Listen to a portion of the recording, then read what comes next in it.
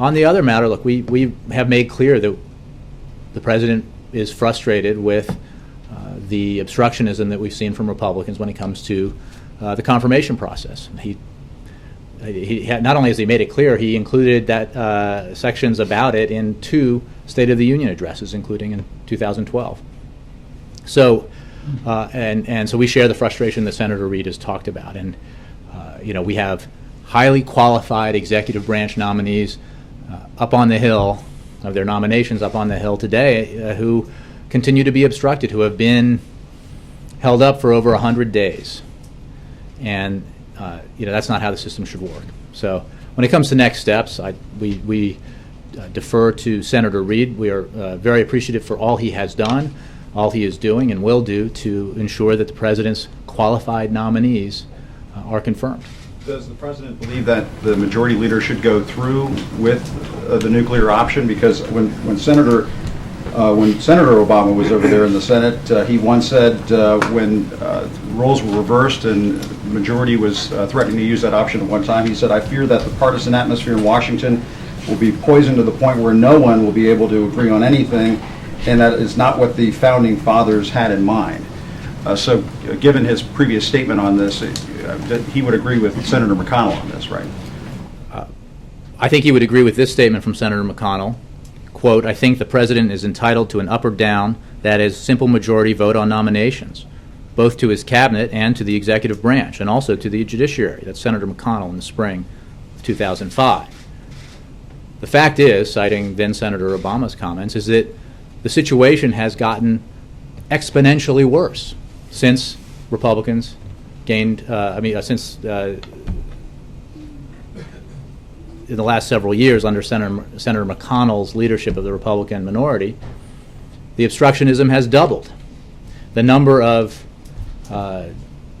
days that nominees have to wait, the kinds of obstacles and gridlock created by this refusal to take up and consider and confirm highly qualified nominees. I look at Gina McCarthy. There is no question about her qualifications. She is, by any measure, enormously qualified for the position to which she has been nominated. In fact, it's a position very similar to the one she held in the state of Massachusetts for then Governor Mitt Romney. More than 100 days. Her nomination has been pending for a floor vote. Richard Cordray. Here's somebody with support from Republicans and Democrats. Someone who has Republican state attorneys general who support him.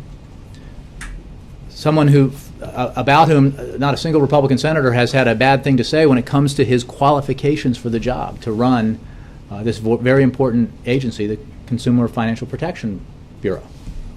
And he's done an amazing job as he's held that position and waited for actual confirmation by the Senate. It's been 2 years. But why has it been blocked? Because Republicans in the Senate simply don't like the fact that the CFPB's existence is the law of the land. They lost that battle. The President insisted that the CFPB be created and that it had strong powers to protect consumers when it came to their rights using credit cards, student loans, and mortgages.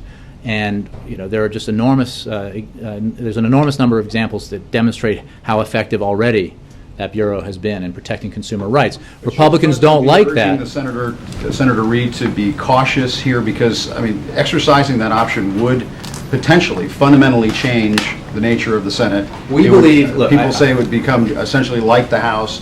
This is sort of playing with fire, is it not? The President said in 2012 in the State of the Union address, "Some of what's broken has to do with the way Congress does its business these days. A simple majority is no longer enough to get anything, even routine business, passed through the Senate. Neither party has been blameless in these tactics. Now both parties should put an end to it. For starters, I ask the Senate to pass a simple rule that all judicial and public service nominations receive a simple up or down vote within 90 days. Unfortunately, that recommendation has not been taken up by Republican leadership in the Senate.